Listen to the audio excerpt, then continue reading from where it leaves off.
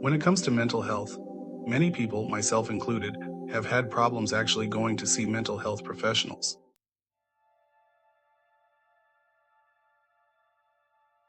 It's difficult to talk to someone about what's going on in our minds, talking about our fears, our past, our present, and with our emotions. It can be hard to trust someone we don't know with all this personal information that provides an intimate look into who we are, where we come from, and the experiences we have had, especially when what we tell them could get us involuntarily committed, put on medicine that affects the way we think, be judged in some way, or worse, not having people believe our experiences. Which, all those reasons are valid for not wanting to go see a mental health professional. Also, there are a lot of mental health professionals that treat clients poorly by not paying attention to the client's experiences, seeming like they don't really care about the client, are more worried about diagnosis without knowing why we have the symptoms we have.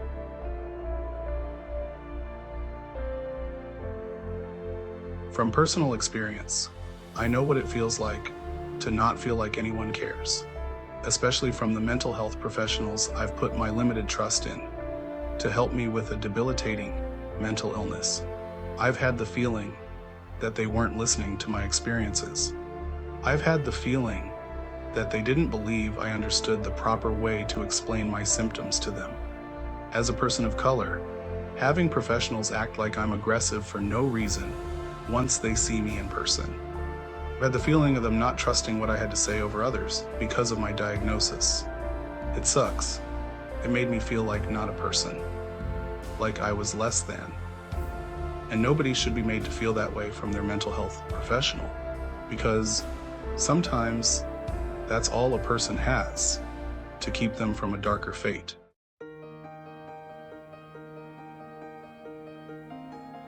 That's why today we are going to discuss a modality I feel like everyone should learn that will make people feel seen, heard, and like someone cares about them in their darkest times.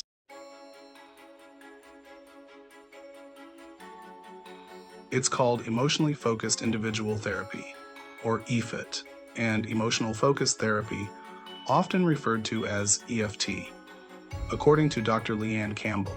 From an EFIT perspective, a humanistic and experiential perspective, and from John Bowlby, the father of attachment theory, we are all wired for connection with an innate capacity to grow.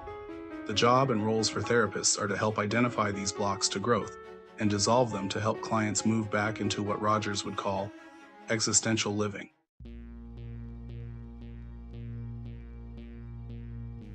Simply stated, it would be argued that when faced alone, trauma blocks growth. Based on thousands of studies in attachment science, under conditions of intolerable stress or exposure to trauma, all of us have a finite number of ways to manage. We tend to numb out and shut down, suppress emotion, reactively intensify emotion, or some combination of both with regards to attachment and the impacts of trauma. That indicates we can only deal with our trauma in the ways we have learned up to that point, and that exposure to stress and trauma makes it harder on us to manage it. The ways we choose to deal with it usually aren't the best ways to deal with it. It shows that generally we do not have the knowledge in the beginning to correctly handle stress and trauma, because our environment usually doesn't teach us how to effectively handle them. Many of us didn't watch our parents, grandparents, neighbors, and people we know deal with stress and trauma in the best of ways. So, we learn from them by mimicking their ways of handling stress and trauma. She goes on to say, in other words, trauma blocks growth and connection. On the other hand, in the arms of a safe other. And we know this as well, based on the research literature. If clients had the opportunity to move with and through the emotion associated with trauma, in the arms of a safe other, in the company of a trusted other, there's even the potential for post-traumatic growth, which we are hearing a lot more about in more recent years.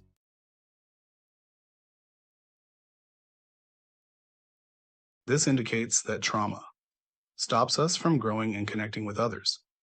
But if we have a person we feel safe with, a person we can trust, we can move through the emotions that cause the trauma and stress and actually have growth from the experience. And that's amazing to hear.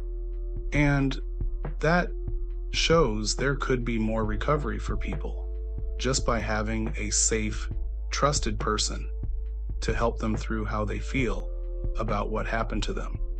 This is a part of emotionally focused individual therapy.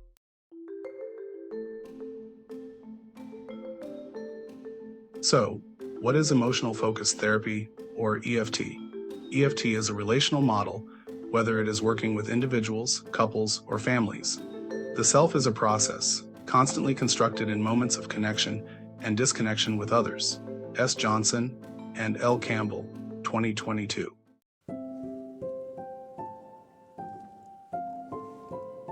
A key point of EFT is CARE: context, attachment, relationship or therapeutic alliance, and emotion. Tuning in with care and attention to these 4 dimensions, both at the outset of therapy and through the therapy process. 1. By understanding clients in the context in which they live and have lived, including their generational context. 2. Attachment is an attachment-based model, keying into the pivotal experiences that have shaped their view of self and others. Also, by paying attention to other events or experiences with key others that may have been positive and a protective factor against such more difficult experiences. 3. Tuning into and focusing on the therapeutic relationship is key and central to all therapies. The therapeutic alliance is something therapists, psychologists, counselors, and psychiatrists do at the outset of therapy and pay close attention to throughout the therapy process. 4. It's an emotion-focused therapy, tuning into and paying attention to emotion. L. Campbell, 2024.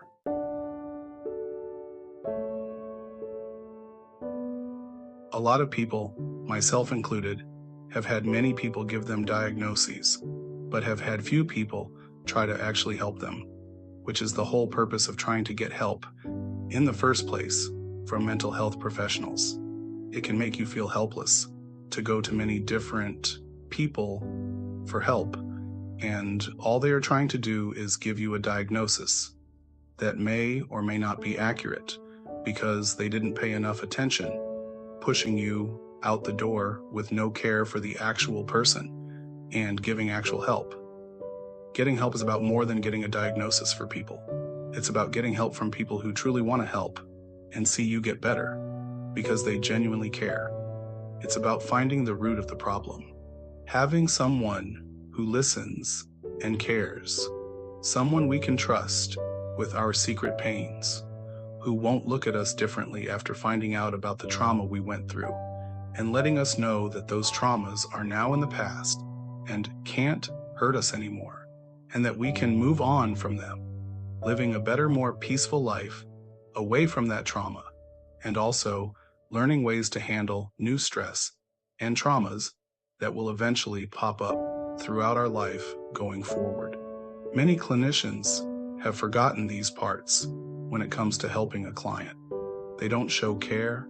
They look at basic symptoms and actions, give you a not thought out diagnosis, not getting to know the client from hearing their experiences from their life and understanding those experiences, making an informed decision of the diagnosis from an emotion-focused lens. They don't think that maybe if we can fix the problems the individual is facing in their life, that maybe the symptoms they are having will go away naturally, thereby in turn not needing medication, involuntary commitments, etc.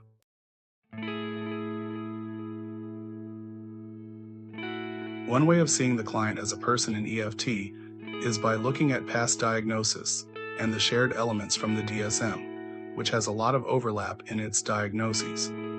They tune into things like hypervigilance, vigilance for threat, concentration difficulties, intrusive symptoms, looking at a layer past that at the way people describe their felt experience at their internal world, using the client's words as much as possible. L. Campbell 2024, which can help the client feel like a person. And not just another thing the therapist, a psychologist, psychiatrist, or counselor doesn't really care about. It can give them safety and more trust in the clinician. By letting us talk about our life, finding out about our struggles, also our good times, can let the clinician learn more about us on a personal level that can aid in the diagnosis properly and find out what a true diagnosis would be. It would also let us see that even though we had hard times, there were good times as well, and reflect on them as much as we dwell on the bad things. Having a person who cares and who will listen to us, no matter what we want to talk about, can give the clinician better insight into who we really are, seeing more than just a diagnosis, seeing a person full of experiences, seeing the person who knows themselves better than anyone else can, listening to that person and making an informed decision on a diagnosis. People with mental illness, substance abuse, children, the elderly, people who have been incarcerated. Everyone actually really need a person who will just listen to them about their lives and what they've been through. Being heard can help a person deal with whatever they are going through more than medicine and a diagnosis ever could. Having a safe person that can be trusted is healthier than medicine. Having someone believe us about our experiences gives us reason to trust and share our emotions that are tough to manage, and can also give us the freedom we seek from those trauma-filled memories and moments in our lives that were full of stress. Just talking about things with someone who is safe and trusted can alleviate so much pain. Telling our stories the way we remember it can help us get over so much. We should all strive to be a safe, trusted person for anyone who needs it, because it can literally save someone's life. I didn't start recovering till I had someone who would let me tell my story, my way, without judgment or fear of hospitalization, telling me that's not how something went, even though they were not there to experience it, and telling me they believe me. Just believing me did more for me than doctors and medicine ever could. I never had anyone believe me, which made me feel helpless and like nobody cared what I'd been through. When that changed, my life changed. Having people who didn't use my experiences or weaknesses against me to get money from me, or to talk down to me, or treat me like I was less than changed me. People who made time for me and didn't say, I don't have time for this, changed me for the better. I was able to get past a lot of trauma and pain just from having people there for me. By having a clinician talk to us from a place of curiosity and not of a place of assuming L. Campbell 2024, it can achieve better results. And that goes for everyone in anybody's life.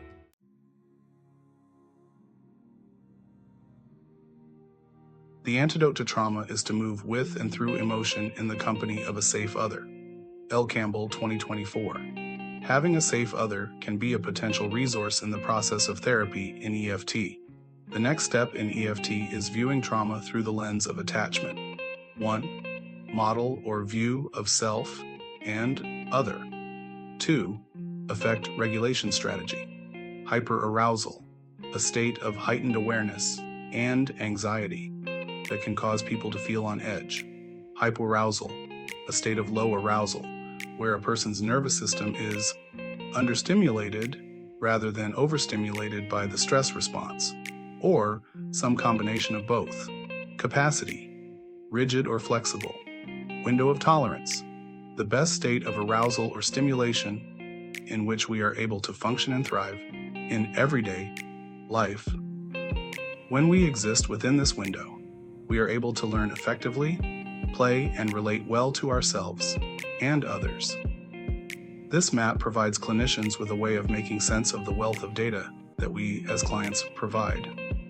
The attachment view of health, a felt sense of security with self and others, is seen as awareness of and access to vulnerabilities, and needs, capacity to assert these needs coherently and directly to key others or attachment figures, and the ability to take in comfort and affirmation from supportive others or attachment figures.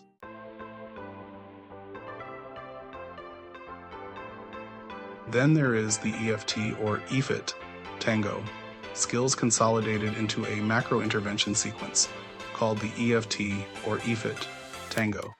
This sequence is so named because the tango is a dance of exquisite, synchronized response and movement built on mutual attunement and structured by emotional music, reflecting within and between, deepening the emotion of one partner, shaping an enactment to share newly accessed emotional experience, processing the disclosure with each partner.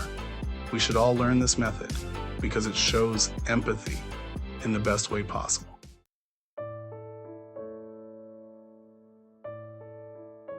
I really feel this modality is one of the best ways for clinicians to learn about their clients, and for non-clinicians to learn about people they care about, and strangers who may need someone to listen on a bad day. This is just a small look into EFT and EFIT. I hope you learned some information that can help you be more empathetic to your fellow human. Today's world could definitely use more empathetic people. Thanks for spending your time with me learning about something that can change us all for the better. Don't forget to like, share, comment, and subscribe. If you have any ideas for episodes, feel free to reach me on my socials. I love to hear from you guys. And remember to question your reality. You guys take care.